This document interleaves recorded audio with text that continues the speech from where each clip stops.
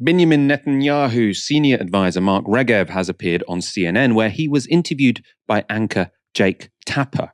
That's when Regev made a claim that we all know is a lie, one that Tapper was quick to pick him up on.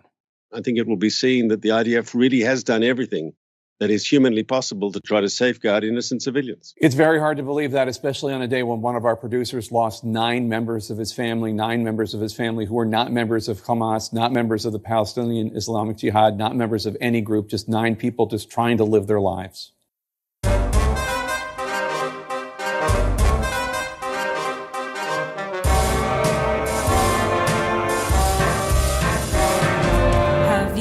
Them hush the critics, calling all anti-Semitic, shutting down the real debate. Zionism they conflate, a rhetoric of immunity, shielding them from scrutiny. Media is cowed, no critique allowed, afraid to lose with the need to excuse, shut down debate with this new trick, Puttin on the RITZ. With no check on immunity, Israel's impunity must be ditched. Puttin on the RITZ.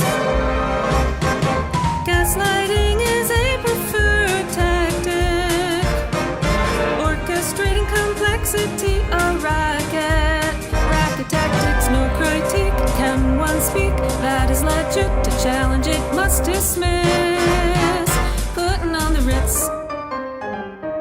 The IDF really done everything possible to safeguard civilians. Disproportionate dialect force for creating unbearable civilian suffering. Power targets for the shock. High-rise towers, no need to knock. 4 types of targets to beware. No one is safe anywhere. The IDF makes up for error, bringing Palestinians terror.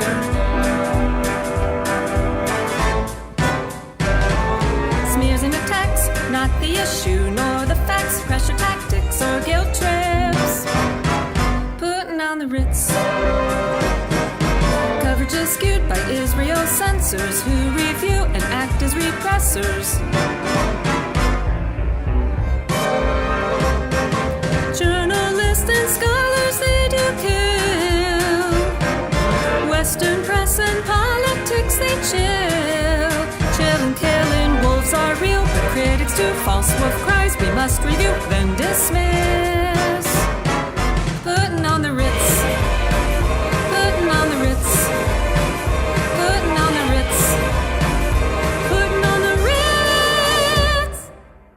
If the ICJ were to rule against you, in the preliminary round, the actual eventual conclusions may take many years, but in terms of their preliminary assessment, will you comply with their stipulations? We fully expect the ICJ to throw out this spurious claim. No, but if they don't, well, I'm not going to answer absurd hypotheticals. It's not absurd hypothetical. No, it's either Lewis, yes or no. It is an absurd hypothetical, because when you have parents sitting in that courtroom whose children were abducted and being held as hostages, the idea that an international court of justice that is supposed to uphold international law might actually order those parents to stop fighting to bring back their children. So you'll adhere to a court judgment if they rule your way. It's an absurd hypothetical. What kind of kangaroo court would that be? It's an absurd hypothetical. Why are you even signatories to the convention if you are unwilling to commit to abide by the means by which that convention is policed and enforced? What is the point?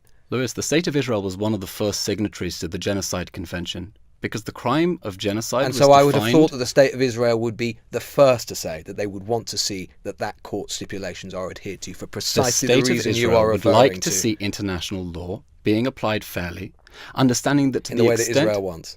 No, in a way that understands that on October 7th, we were the victims of an act of genocide, and we are now exercising our inherent right under international law. And Hamas is not a signatory to the convention. That is why they are not in court, because they are not a state, as you often No, instead it has South Africa acting as its legal arm. Tragically, we think it is very sad. What does that mean? Just engage. South Africa. Have you ever heard of the phrase of playing the actual issue rather than the man. South Africa is playing advocate for the devil. South Africa, which has aligned itself with Russia and China and Iran, the same South Africa that invited Iran, which backs the Houthi rebels, to be part of the BRICS, has decided to throw its lot in with Iran. What do you think it and, says and for Hamas? What do you think and it on says, October 8th, what do you think it says you for asked me a Israel? question. What do you think it says from Israel's moral authority that you're basically saying that you will only obey what a court says if they agree with you? That's not how courts work. The whole of society, as you know, would dissolve into disorder and anarchy. You're basically saying international law does not matter to you. I'm not saying that. You're putting words in my mouth. Well, it's what the I'm logical saying, inference of what what I'm you're saying. saying is that as 136 hostages are still trapped and being starved and raped in the Hamas terror dungeons, the thought that the International Court of Justice might order Israel to cease its efforts to bring them back home to safety is something so horrific that I can't even imagine. But that they might say, scenario. for example, that they want you to ensure that there is access to see what's going on at the moment, that there are documents available to them, all of these stipulations that might enforce and help them understand what is happening. Would you not? Your government will at least accept that, surely. Well, the state of Israel at the moment is being part of these proceedings and has presented very clearly evidence of the atrocities that Hamas perpetrated and the extensive efforts that we have made in this uniquely challenging environment to try to keep civilians safe, despite Hamas's efforts to keep them in harm's way. All that evidence was laid out in our legal team's stonking performance at the ICJ, including as part of our legal team, Professor Malcolm Shaw, who literally wrote the textbook on international law and literally wrote the International Committee of the Red Cross's suggested reading on genocide in international law. And you're confident that Israel has obeyed international law, international humanitarian law at all times? Yes. Mr. Levy, thank you so much for coming in. Thank you, Lewis.